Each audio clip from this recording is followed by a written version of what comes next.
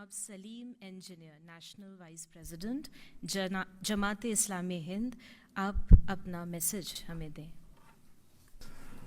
बिस्मिल्लाहिर्रहमानिर्रहीम। अत्यंत दयावान एवं कृपाशील ईश्वर के नाम से, उस ईश्वर के नाम से जो सारी सृष्टि का अकेला रचयिता है, हम सब का पैदा करने वाला और पालने वाला है। प्रशंसा उसी के लिए है जो सर्वव्यापी है, सर्वज्ञानी और सर्वशक्तिमान है, अत्यंत दयावान और कृपाशील है। वह हमसे बहुत निकट है, हमारी बातें सुनता है, जवाब देता है, हमारे दिल और दिमाग में उठने वाले विचारों को अच्छी तरह जानता है। यहाँ तक कि हमारे इरादों, हमारी नीयतों और हमारे इंटेंशंस को भी वो अच्छी तरह पहचानता है। मेरा विश्वास है कि एक दिन हम सब को उसी मालिक के सामने खड़ा होना है और अपने पूरे जीवन का, उसकी हर हर कृपा और आशीर्वाद का और उस हमारे एक एक कर्म का हिसाब देना है।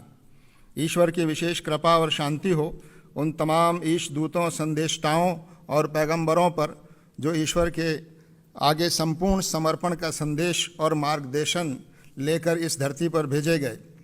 परम आदरणीय राष्ट्रपति महोदया, आज के इस अति सुंदर और गरिमामय कार्यक्रम के आयोजक, प्रजापिता ब्रह्म कुमारी ईश्वरी विश्वविद्यालय के पदाधिकारी बहनों एवं भाइयों, मंच पर उपस्थित आदरणीय धर्मगुरुओं, सभागार में मौजूद बहनों एवं भाइयों, राष्ट्रपति भवन के अधिकारीगणों, आप सभी को मेरा सलाम व आदाब।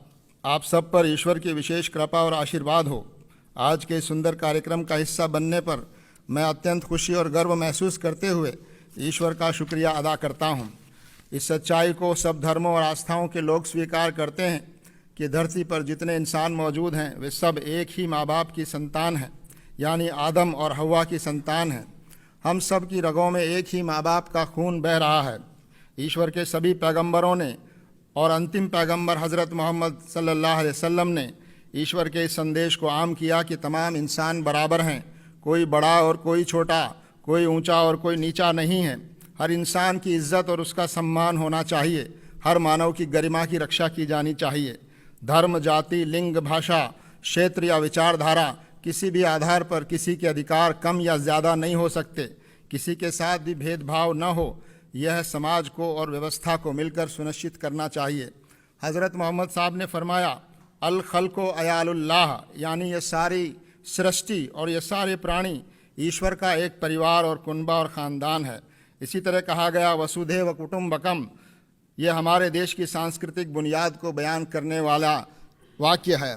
मानव इस सृष्टि में ईश्वर की श्रेष्ठतम कृति है। वह इस धरती पर ईश्वर का प्रतिनिधि है। हमारा भारतीय समाज विविधताओं वाला समाज है। हमारे देश की बड़ी आबादी किसी न किसी धर्म या विचारधारा एवं जीवन व्यवस्था में विश्वास करती है। हमारे संविधान में यह सुनिश्चित किया गया है कि हर नागरिक अपनी पसंद का धर्म, आस्था या विचारधारा अपनाने के लिए पूरी तरह स्वतंत्र हो। धर्म इंसानों को आपस में जोड़ता है। इंसानों को बांटने वाला, उनको नीचा और ऊंचा बनाने वाला धर्म हो ही नहीं सकता। समाज में घृणा, हिंसा और लोगों के बीच अविश्वास सच्चे धार्मिक लोगों की वजह से नहीं है, बल्कि धर्म का दुरुपयोग करने वाले कुछ स्वार्थी एवं समाज विरोधी लोगों की वजह से है। मैं इस्लाम धर्म में विश्वास करता हूँ और यहाँ उसका प्रतिनिधित्व कर रहा हूँ। मैं आपसे निवेदन करना चाहता हूँ कि इस्लाम शब्द का अर्थ है ईश्वर के आगे संपूर्ण समर्पण। इसका एक अर्थ शांति है, क्योंकि अपने सृष्टा के आगे समर्पण से ही इंसान के मन में और इस धरती पर न्याय और शांति की स्थापना हो सकती है। न्याय की स्थापना ही वास्तव में धर्म की स्थापना है और यही शांति की स्थापना की असल बुनियाद है। धर्म हमको अपने सृष्टा का परिचय कराता है, हमें उससे जोड़ता है। सच्चा धार्मिक व्यक्ति ईश्वर से प्रेम करता है, इंसानों से प्रेम करता है, उसका सम्मान करता है और उनकी सेवा करता है। धर्म व्यक्ति को अनुशासित करता है। धर्म हमको इस बात की शिक्षा देता है कि हम अन्याय और अत्याचार से पीड़ित और कमज़ोर लोगों, चाहे वो किसी धर्म के मानने वाले हों, उनके साथ खड़े हों, उनकी मदद और सेवा के लिए आगे आएँ, उनको समाज में सम्मान दिलाने का प्रयास करें। आज इस बात की आवश्यकता है कि विभिन्न धर्मावलंबियों में और धर्म गुरुओं में मेल जोल बढ़ना चाहिए, उनके बीच संवाद मजबूत हो। समाज में नैतिक मूल्यों को स्थापित करने के लिए हम सब धर्म गुरुओं को मिलकर प्रयास करना चाहिए।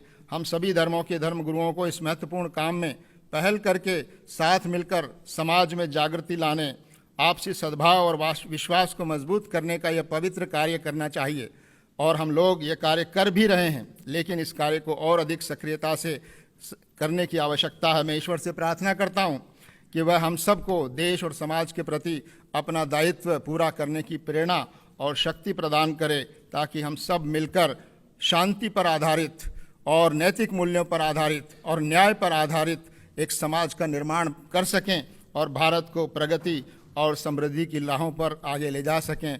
मैं इसी के साथ ईश्वर की बड़ाई और प्रशंसा और महामहिम राष्ट्रपति महोदय का धन्यवाद करते हुए अपनी बात समाप्त करता हूँ। शुक्रिया।